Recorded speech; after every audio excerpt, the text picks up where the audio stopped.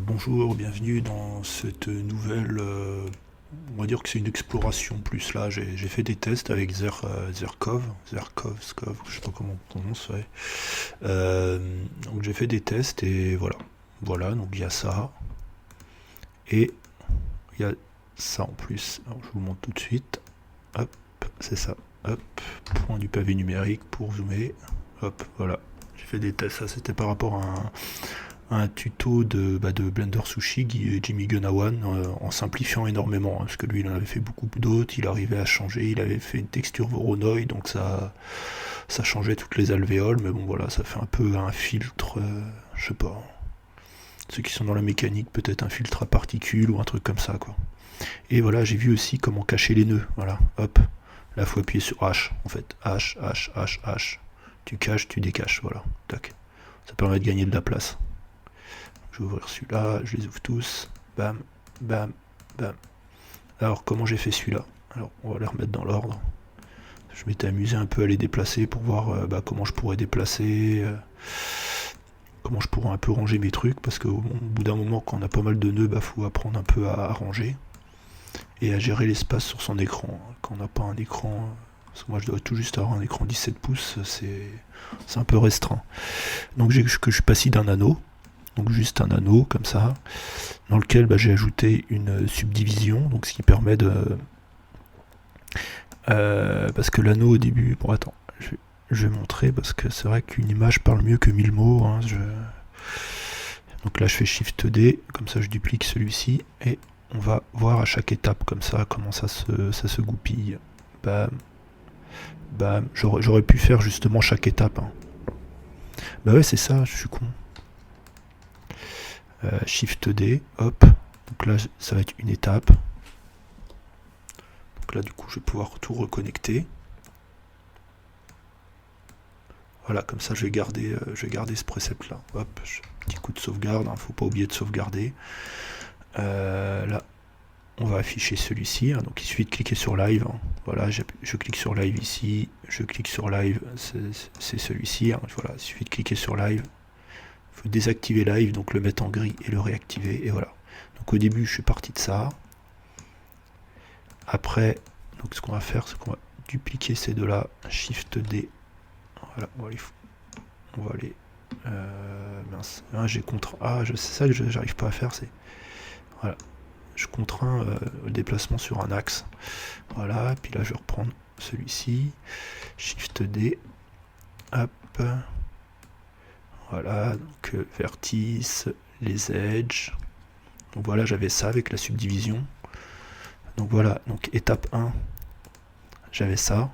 D'ailleurs, je vais enlever les faces, comme ça va permettre de voir, parce que là on voit pas du coup. Voilà. Donc attends, je remets, voilà, au départ j'avais ça, donc deux rangées. Après, ce que j'ai fait, c'est que j'ai fait la subdivision, donc j'en avais 4. Hein, j'aurais pu augmenter la subdivision, je restais. Après, toutes ces faces-là, je les ai triangulées. Donc je vais vous montrer ce que ça fait qu'une triangulation. Ça, je le préparerai avant. Oh là. Ah, c'est chiant leur truc de contrainte là. C'est en cliquant sur la molette de la souris, en fait, ça contraint sur un axe. Voilà, là j'ai mon déplacement libre là. Et je vais rajouter le viewer. Bam. Il y a peut-être des moyens plus simples de faire. Hein. Je les trouverai au fur et à mesure, je pense. Voilà, donc là j'ai triangulé, comme vous pouvez voir, donc ça rajoute une zone de triangle. Vous voyez, ça divise en deux chacune de mes faces, du coup. Et ensuite, ce que j'ai fait, c'est que j'ai fait un dual mesh. Donc dual mesh, ça permet de dupliquer le mesh, de créer deux meshs l'un sur l'autre. Et ensuite, j'ai fait une extrusion. Voilà. Là, si on fait que le dual mesh, ce que ça donne. Hop, CTRL C, CTRL V. Hop. Non, on va faire Shift D, c'est plus simple. Shift D c'est beaucoup mieux que de faire CTRL V, CTRL D, c'est un peu rébarbatif. On doit faire CTRL C, CTRL V, donc ça colle, ça copie et ça colle l'objet au même endroit, et en plus il faut faire une commande de déplacement, c'est-à-dire G grab. Tandis que quand on fait Shift D, ça fait CTRL C, CTRL V, et ça fait le déplacement en même temps. Donc voilà, c'est une commande raccourcie, quoi. Et voilà, donc là j'ai ça, j'ai oublié de mettre les faces, voilà. Donc là je me retrouve avec mes faces, qui ne sont pas triangulées d'ailleurs, à cause du dual, mais je sais pas pourquoi elles sont pas triangulées. Étrange. Bon, en tout cas, le principal, c'est qu'une fois ici, j'obtiens ça. L'extrusion, ici, bon là j'ai le module d'extrude, mais vous voyez, c'est là si j'enlève matrice, vous voyez, ça redevient comme ça. L'extrusion n'est pas pris en compte, sauf si je donne des paramètres de matrice. Alors une matrice, c'est quoi? C'est comme un espèce de grille. Enfin, pour ce que j'en sais, je suis pas un expert en mathématiques, c'est une grille en fait. Comme ça, hop, qui peut aussi être en volume. Voilà. Donc là, comme ça, avec une notion de hauteur. Il peut avoir une grille comme un espèce de tamis en fait. Donc là, j'ai la grille comme ça, une autre grille comme ça, et puis même à l'intérieur, voilà, il y a une grille. Et donc du coup, la matrice ici, en localisation, j'ai rien mis. Alors, si en localisation, j'ai mis 1. Là, j'ai mis 0, En X et en Y, j'ai mis 0 parce que je voulais pas que ce soit décalé, parce que sinon ça aurait décalé sur le côté. D'ailleurs, on va pouvoir le voir tout de suite, on peut en faire le test, vous voyez, comme ça. Si là, en localisation, je mets X, vous voyez, ça décale sur le côté. Ça, j'ai pas envie, j'ai envie que ça aille droit, donc je fais comme ça. Et là, ça, par contre, ça c'est la valeur de Z. Si je mets 0,8 au lieu de 0,5, vous voyez, bon, ça augmente la hauteur. Donc là, genre, remettons 0,2, mettons, comme ça, ça fait un truc un peu plus restreint.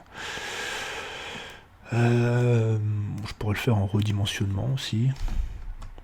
En redimensionnement sur l'axe des X. Vous voyez, ça aplatit le truc. dans l'axe des X. Donc là, on va remettre ça à 1. On va redimensionner sur l'axe des Z. 5. Donc là, ça n'a pas d'influence. Parce que, pourquoi? Oui, parce que la redimension parce qu'au début on parle d'un cercle, donc on peut pas redimensionner sur Z puisqu'il est plat le cercle à la base, la forme de base.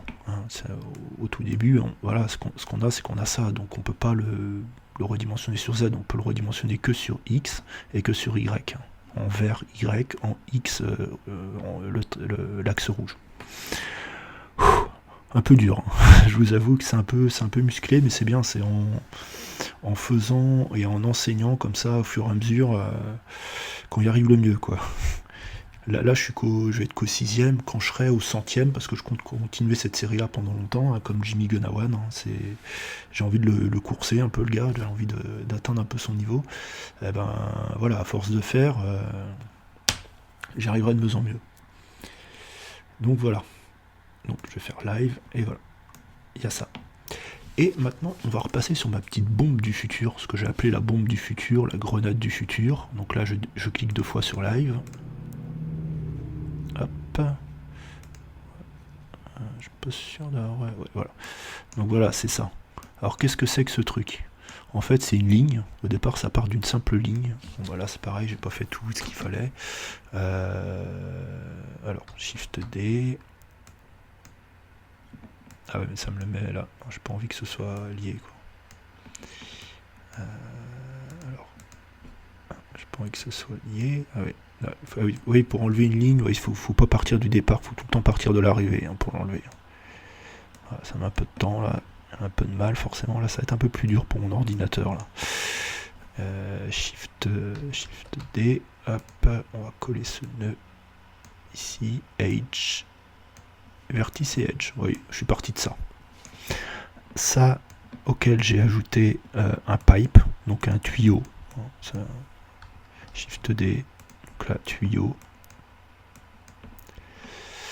vertice, edge, vertice, polygone, face. Vous voyez, un tuyau. Hein. Là, qui est en forme carrée, hein, parce que là, ici, je suis mis en square, mais je peux me mettre en rond. Voilà. Et je peux choisir la taille. Vous voyez, un peu comme ça, comme ça. Voilà, et pour faire de façon proportionnelle, bon, on met 10 et 10 dans les deux axes. Voilà. Et on peut choisir de fermer ou d'ouvrir. On peut choisir de fermer ou pas. Enfin, ça n'a pas d'influence pour le moment. Ça, et donc auquel j'ai ajouté donc, Shift D. Je suis encore un peu novice moi dans ce truc là, c'est pour ça que je commence pas des trucs de zéro, parce que j'ai peur de me tromper en direct, quoi. Au moins là j'ai tout déjà fait, quoi. Ça m'évite de partir d'une feuille blanche, quoi. Voilà, donc là je me suis planté, hein. Ça m'empêche pas de me planter. Polygone pourtant c'est bon.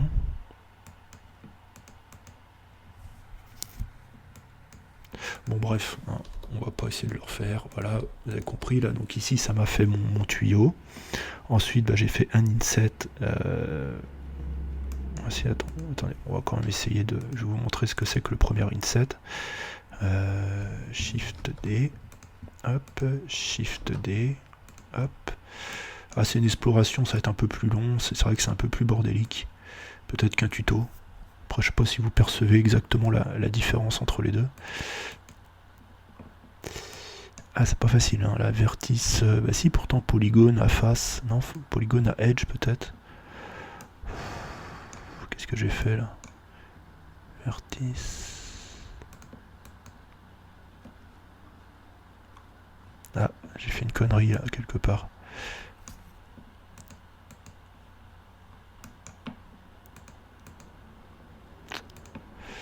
J'arrive plus à retrouver mon truc du départ. Donc je suis parti de ma ligne, j'ai fait le pipe. Là il y a un problème là de connexion. Quand ça met orange, c'est qu'il y a un problème. Vertice polygone pourtant. Vertice polygone. Vertice polygone. Polygone pour le bevel.